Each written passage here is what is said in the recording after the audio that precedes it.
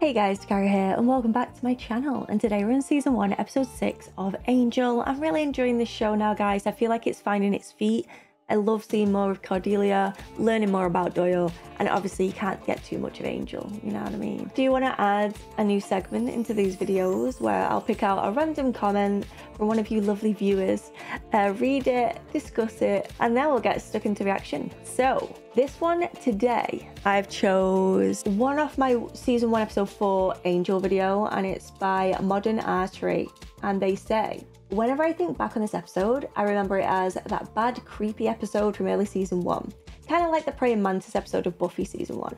But despite the extreme creepiness on display, there is actually some good stuff in this episode. Good writing and scenes from several characters. In particular, Kate's line, "He took her power away, and the only person that can get it back for her is her." It's really delivered well. I don't have first-hand experience here, and I don't want to speak for those who might, but that to me feels like a very true and deep insight about abuse. That and Doyle's line about how by charging people for helping them, they can feel like they've paid their debt and move on independently, instead of being confined to the role of helpless victim in need of rescue. It's a clever way to trick Angel into considering charging people, but it also carries some truth. The people Angel helps are pretty much, by definition, victims of something. They've been made to feel weak and powerless already. If Angel just swoops in and heroically solves their problem, aren't they still just as weak and powerless as before? Seeing Angel as just a man doing a job lets people feel like equals, which could be important for rebuilding their courage and self-worth. In any case, really enjoying your reactions these past few weeks. You're on a roll. Can't wait to see you get further into both Buffyverse, shows, and The Good Place. This comment I just loved because Moderators makes a really, really strong point. And the first one being the quote of Kate's by saying he took her power away and the only person that can give that power back is her. Like, you take your power, you own your power, your strength, your everything, your independence. You are you, and if someone is damaging that, you want to take control, push them away, get rid of that toxic part of your life, and yeah, become you again. And I just love it so much. Plus the fact that Doyle added that line about people you know, paying for them, they have that bit of closure, and I do agree with that as well, because like Moderators says, like if they just come and swoop in, save the day and vanish,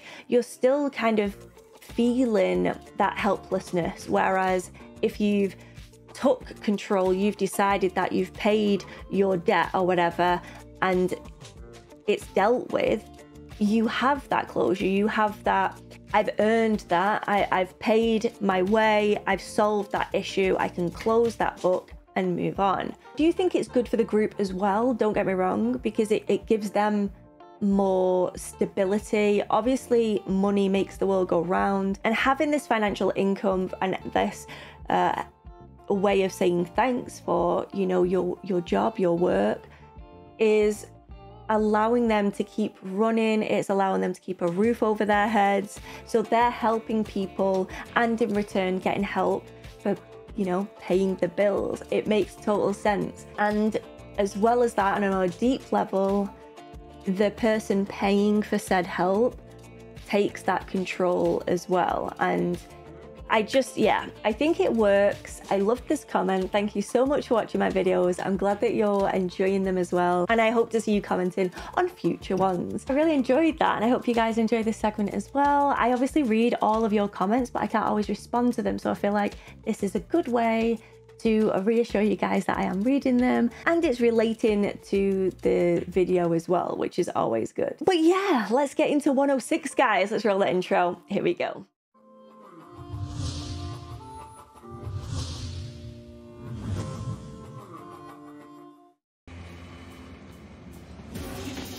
Is that Kate?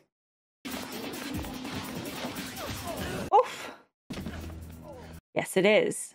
Sorry, I guess I have a problem expressing myself verbally. It's something I struggle with. You stood me up? I forgot. Nothing new. Jesus. You have the right to remain silent, but I wouldn't recommend it. God, she's being very rough with this guy. What did he do? You want to play all day? Play with yourself. Look at the pictures. Bite me. Oh, where is he? I don't think you're supposed to do that, Kate. Sorry. Yeah, well, we should have gotten you out of there hours ago. We can't find him, and I don't know anyone who can. Angel can. Just after he fights this snake creature. Oh, the sound. What is that? Remember to bury the parts separately? I don't want this thing coming back to life again. That's it? I'll see you back at the office. Okay, am I wrong in thinking that a please and thank you is generally considered good form when requesting a dismemberment? He appreciates us in his own unappreciative way. I think he uses his torture, creature of the night. Cordy? Hello? But he ignores the people that are closest to him, the people who matter the most. Can you say clueless? Can you say clueless as he's being strangled in the back? Giant tentacle spew come out with dry cleaning. Look at her. You need to. No, I don't care what horrible thing's about to happen. I don't want to hear about it. Not until you ask us how it went. Call your mother back. You do remember leaving us in a sewer with a giant calamari? And you're both here. So I assume it went okay, right? Being that it is possible to brood and show a little interest in the feelings of others. So I'm a little reserved. Doesn't mean I don't care. It's like you don't have a pulse. I don't. Well, spend a little time listening to how the living interact. Got a minute? Sure. I feel so much tension between these two. Mr. and Mrs. Spock need to mind meld now. We've already got an indictment against him for the murder of a county supervisor. Just one problem. We don't know where to send a subpoena. He's been turned into a vamp. Time's a factor. Tony's looking to skip town. Got it. And him, you call me. Nothing above nor beyond. You cannot be a part of this. You don't want to get a reputation for going outside the department. I don't want to get a reputation for getting you killed. I really like her. And I kind of ship them. And then I feel bad for doing that because obviously, you know, buffer. But you gotta figure the cops have already been over all this. But she doesn't even know he's a vamp, does she? Does she? No. Thank you so much for going through those coroner reports because I can imagine how not fun it is to read about coroner stuff. Daddy. Katie! Well, I saw you. Were you planning on saying hi? Oh, I figured you're working. Harlan says they're throwing you a send-off at the Blue Bar. Just some of the guys looking to give me a hard time. Not a big deal.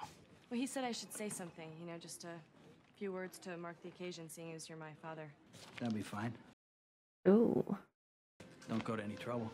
Okay. Issues do be strong here. Did he not want her to go in the field or something? You found him, you're sure? Max Salvage Depot, northwest side. Got some muscle on hand. I'm on my way. Just get out of there. She said get out of there. Uh-oh. He's up and on the boat, isn't he? Damn it. Yeah. He's gonna get trapped on this bleeding boat and all, isn't he? Hi. What is this? It's exciting, isn't it? I just love boat trips. That's not the boat to Catalina? No. Are you sure? I could have sworn the ticket said Pier 39. It's here somewhere. Benny, I don't like that guy. It was the hat, wasn't it? I knew the hat was too much. Oh, run! Hi, Tony. Which part of just get out of there gave you the trouble? I had to do something. I mean, he was getting away. Look, just go. I'll figure out something to tell my lieutenant. Oh, she ain't happy. Uh-oh. Oh, and he's got his eye on him now, ain't he? That was one of them right there. You've been running after me for a long time, haven't you, sweetheart? Oh, don't look at her like that. I might have had you catch me a little sooner. And if I'd known how much you needed the exercise, I might have let you run a little longer. Okay. Zinger. Foreman Hart. Yes, Mr. Papazian. We're already well aware of the situation. And are you aware I got a certain thorn in my side? That thorn is about to be removed. No. Don't take Kate away from me, because I've just said that I like her. You got a pretty mouth, Katie. Hate to see it get broken. I want that stricken from the record. Mr. Papazian is under tremendous stress due to the abuse suffered at the hands of your officers. Yeah, was that before or after you murdered Supervisor Caffer, you fat piece of... That's enough. I want her verbal abuse entered in the record. Less of the fat now, Kate. Mr. Papazian is a very important client at Wilfram and Hart. Any further violation of his rights, and there will be serious repercussions. And what exactly the hell does that mean? Everybody should have a lawyer like this one. Just gonna bloody need one. You've got pensive face. He always has pensive face. Pensiver. I know these characters, man. How your instincts are so highly attuned when it comes to boring old evil, but you have yet to make any mention of these new shoes. What is happening, Carter? You're being very needy at the minute. Men, they just don't. Great shoes, Neil. Yes, Doyle. Papazian's planning something. Tony Papazian, huh? Yeah. Congratulations. You see this? Sensitivity training? Word is because of what you did to Papazian. What I did? In my day, we didn't need any damn sensitivity. Quick show of hands. Who actually wants to be here? Well, is give you some tools to help you. Great. I love power tools. One of the tools we use is this. It's called a talking stick. Whoever holds this has the freedom to express himself or herself completely. Can I take it? Heath? No. Okay, give it Heath. Any siblings? 6 brothers. Jesus. Learned to hit back pretty quick. Your brothers went kind of hard on you, huh? So you had to get tough. Is there something that you always wanted to say to your mother? Will you marry me? You'd like to share something? We'd like to hear it. No, I don't really. Is she the only female there? Oh no, there was a woman at the front row, wasn't there? You've been hurt, haven't you, Kate? And you're afraid of being hurt again. Is this something to do with her mum? What was said? Because no stupid bitch is gonna get the best of LP. You know what that means? It means he's going after Kate. Surely Kate's prepared for this, though, anyway, right? I want to apologize for the other night. You don't have to do that. Oh, that's not what my sensitivity trainer says. They are stood so close together. Father's having this retirement party thing. It'd be nice if there was at least one person there who wasn't, you know, armed. I mean, he's always armed. With them guns. I think you may be in real danger. Specifics yet, but I think Papazian's taking a contract out on you. Wow. Yeah, I'm gonna stay on this. He's really acting out, isn't he? Just saying that he must be in some kind of pain to have to strike out at others in that way. Next thing you know, I'll be talking about processing in my inner child. What is going on right now? I think you should tell me. Oh, is this guy supernatural? We went to great effort and expense to get you into that precinct. Shit. You'll see results. Incredible results. Dun dun dun. That makes me feel all warm inside. Tell your face that. Boy, I'm scared and excited. I'm consumed with dread. So he's making her be honest. I doubt even one of little Tony's hired guns would try something in a room full of cops. What? No, I meant speaking in public. What's that old saw? Picture your audience in their underwear. Way ahead of you. Hello. Retirement, Daddy. This is Angel. He's a friend. Angel, this is my father. Hello, Mr. Lockley. Congratulations. All I did was live this long and not get shot. Why do you do that? Do what? Pretend important things don't matter. Well, good to see her out with a man. I was starting to wonder if she didn't lean in another direction altogether. Sats down in a drink. Now, the old man would like us to believe he could care less about all this, but I know him better than that. In fact, I don't really know what he's going to do with himself. He forgot how to be anything but a cop a long time ago. Ooh, yikes. Maybe that's why I became a cop, too. Oh my god, I hate this. After It's Mom so... died, you stopped, you know. Oh, fuck. Not one word about a better place. You couldn't even tell a scared little girl a beautiful lie. What the hell I do to her in that class? Do you realize that you've never told me that I'm pretty? Not once in my life. You closed your heart after Mom left us, and that's it. That was so damn brave. Are you kidding me? Let it out, Dale. I always knew your mother was controlling. I'm passive-aggressive. I guess these are the results that the guy was hoping for, eh? Middle of the night hours are really eating into my potential social life. Potential social life. Work for a band. Triloquist. Hi. Hi. You have the most intense eyes. Maybe because he is hundreds of years old. You don't have an insincere bone in your body, do you? Okay, I need you to tell me about the sensitivity training. That's pretty wonderful. It's where you live. I need to know his name. What's her deal? It's something to do with this training that she had at work. Someone's got a crush. Please. We just joke around. Where is the truth he's hiding behind Mr. Humor? Hey, look at him. What do you see? A bad double polyglot?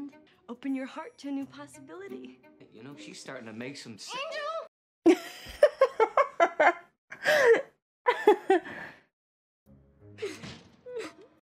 Oh no. Oh no.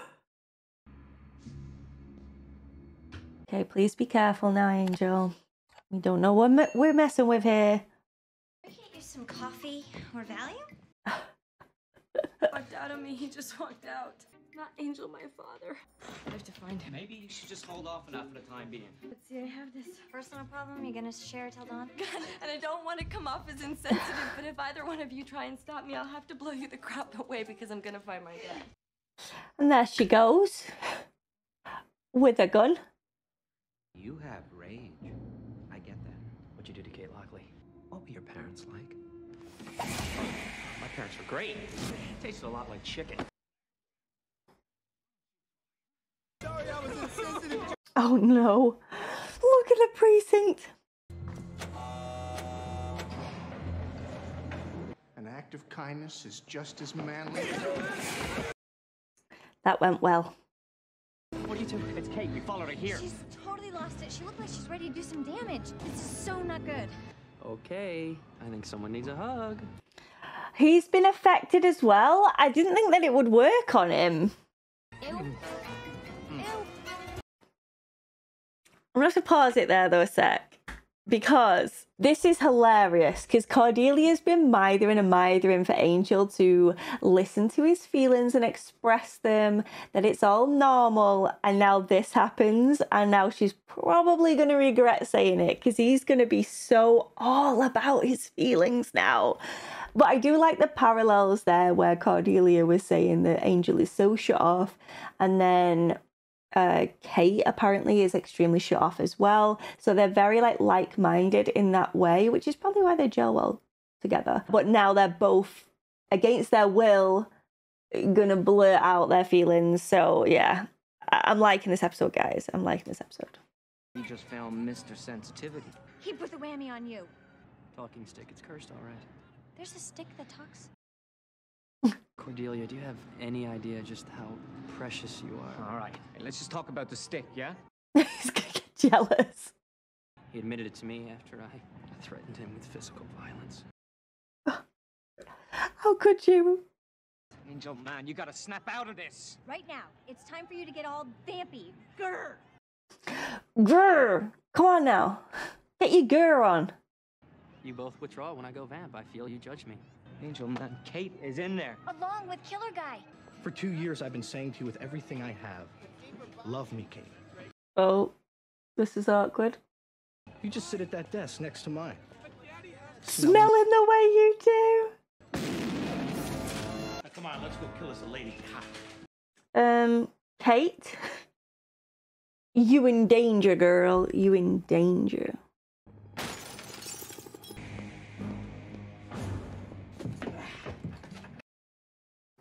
I love how they just cut that and they're already through. Would you come on? What's the magic word? There's always time to be considerate of others, Cordelia. Oh, please. See? So hard now, was it?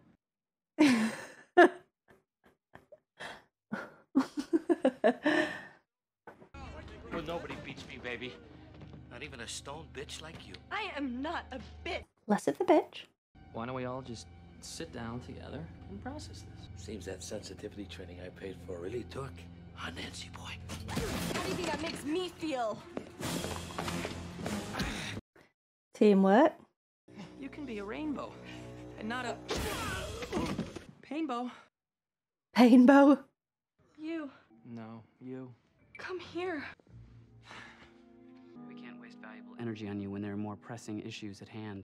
Interesting. Our relationship is terminated. Right, well, you got no one now, mate. But I think this guy is going to be a problemo. Did I say anything to you? I'm a little fuzzy myself. That wasn't awkward at all. Yikes.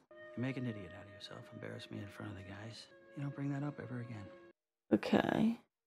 Not at all the way I thought that would go. That's shitty. That's proper shitty, that.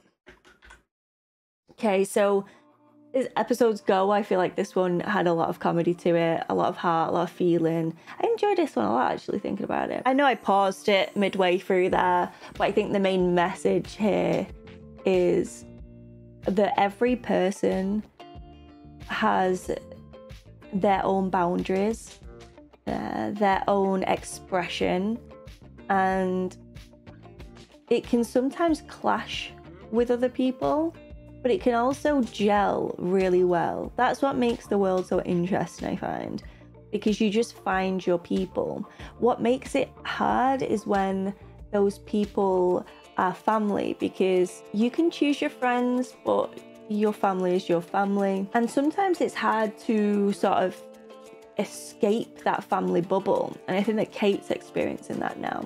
But I do think that family is so much more than blood. Family doesn't end with blood, quoting a famous Bobby singer there.